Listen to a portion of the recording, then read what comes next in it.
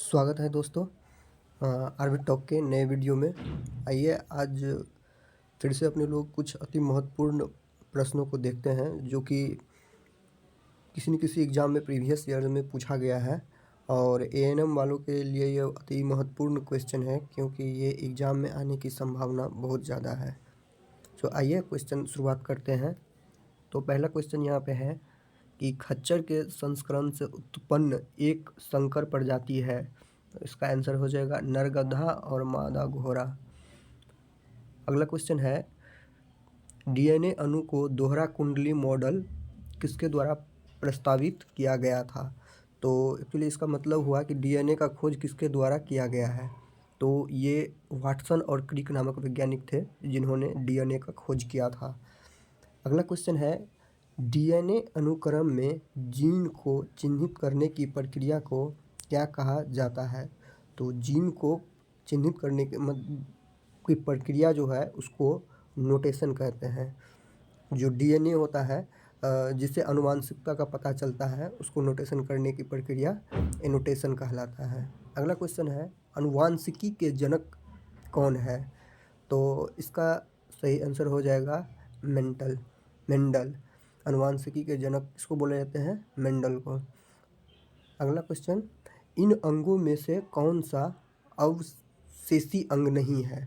अवशेषी अंग नहीं है मतलब कि शरीर के बाहर का अंग नहीं है। तो यहाँ पे हो जाएगा आपका सही आंसर मस्तिष्क। और इसमें जितना भी है सब शरीर के बाहर का अंग है तो मस्तिष्क इसका सही आंसर हो जाएगा।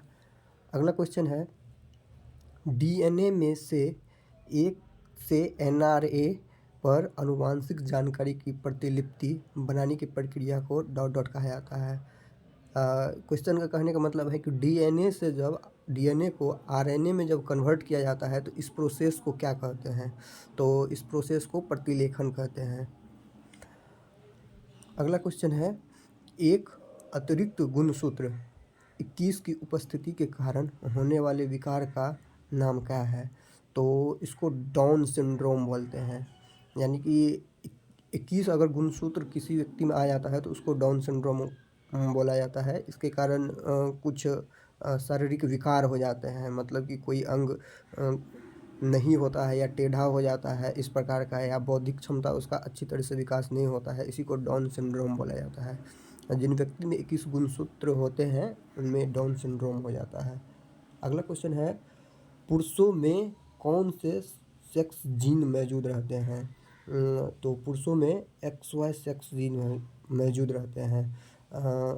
लड़का या लड़की होना ये पुरुषों पे डिपेंड करते हैं क्योंकि उनमें XY जीन रहते हैं और महिला में केवल XX जीन रहते हैं। अगला क्वेश्चन है कैट में मतलब बिल्ली में गुणसूत्रों की संख्या कितनी होती है। तो बिल्ली में गुणसूत्रों की संख्या 19 जोड़े होती है। बिल्ली में कितने गुणसूत्र होते हैं, 19 जोड़े होते हैं। अगला क्वेश्चन देखते हैं निम्नलिखित में से कौन से विटामिन की कमी स्वर्ण चावल से पूरी होती है। तो इसका आंसर हो जाएगा, इसका आंसर सी हो जाएगा। स्वर्ण चावल किसको बोला जाता है, जैसे अपने गांव घर के भाषा में इसको मंसूरी चावल भी बोला जाता है, उसी को स्वर्ण चावल बोला जाता है। इसके खाने से जो है विटामिन ए की कमी पूरी होती है। रात में पेड़ के नीचे सोना चाहिए, नहीं सोना चाहिए क्योंकि उससे, तो रात में पेड़ के नीचे इसलिए नहीं सोना चाहिए क्योंकि रात के टाइम में पेड़ से कार्बन डाइऑक्साइड निकलता है, इसी कारण से पेड़ के नीचे नहीं सोना चाहिए। अगर सिर्फ कार्बन डाइऑक्साइड रहेगा तो ऑक्सीजन हमारे शरीर को नहीं मिलेगा, जिसके कारण हमारे शरीर का जो ब्लड सर्कुलेशन है और सारा जो प्रक्रिया है वो बाधित हो जाएगी। इसीलिए रात को पेड़ के नीचे नहीं सोना चाहिए। अगला क्वेश्चन है कौन सी सामग्री रोटी को फूली हुई बनाती है। तो खमीर एक ऐसा सामग्री है जो रोटी को फूला हुआ बनाता है। और केक में जो स्पंजी आता है, केक जब आप लोग खाते हैं तो उसमें जो स्पंजी रहता है वो इसी खमीर के कारण होता है। ये खमीर से स्पंजी आ जाता है और ये इसका सही आंसर हो जाएगा खमीर, जो रोटी को फूलने में मदद करती है। अगला क्वेश्चन है डॉट डॉट विटामिन ए का सक्रिय रूप है। तो यहाँ पे पूछ रहा है कि विटामिन ए का जो है रासायनिक नाम क्या है? तो विटामिन ए का रासायनिक क्वेश्चन का पूछने का मतलब है रासायनिक नाम, तो यहाँ पे रेटिनॉल हो जाएगा। यही विटामिन ए का सक्रिय रूप कहा जाता है। अगला है कि बालों का मुख्य संरचनात्मक पदार्थ क्या है? बालों का मतलब बाल किस चीज़ से मिलकर बना होता है? तो इसका सही आंसर हो जाएगा केराटिन। बाल में केराटिन होता है। इसी के कारण इसका कलर जो है ब्लैक रहता है। तो ascorbic acid co dot dot नाम से भी जाना जाता है।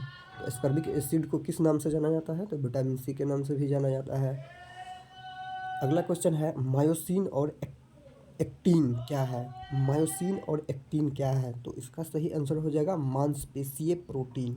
मांसपेशीय प्रोटीन, मायोसिन और एक्टिन मांसपेशीय प्रोटीन है। अगला क्वेश्चन है केले के खाने योग्य हिस्सा क्या कहलाता है? तो केले का खाने योग्य हिस्सा अंतःफलित और मध्य भित्ति कहलाता है। अंतःफलित भित्ति और मध्य फलित भित्ति ही केले का खाने योग्य का हिस्सा होता है। निम्नलिखित में से किस विटामिन को में कोबाल्ट नामक खनिज पाया जाता है? तो विटामिन बी 12 में कोबाल्ट नामक खनिज पाया जाता है। तो ये थे आज के कुछ महत्वपूर्ण क्वेश्चन। और इसी तरह के और प्रीवियस ईयर के क्वेश्चन को प्रैक्टिस करने के लिए आरवी टॉक को आप लोग सब्सक्राइब करें और वीडियो को लाइक और शेयर करें। तो मिलते हैं नए वीडियो में कुछ नए क्वेश्चन के साथ। तब तक के लिए थैंक यू।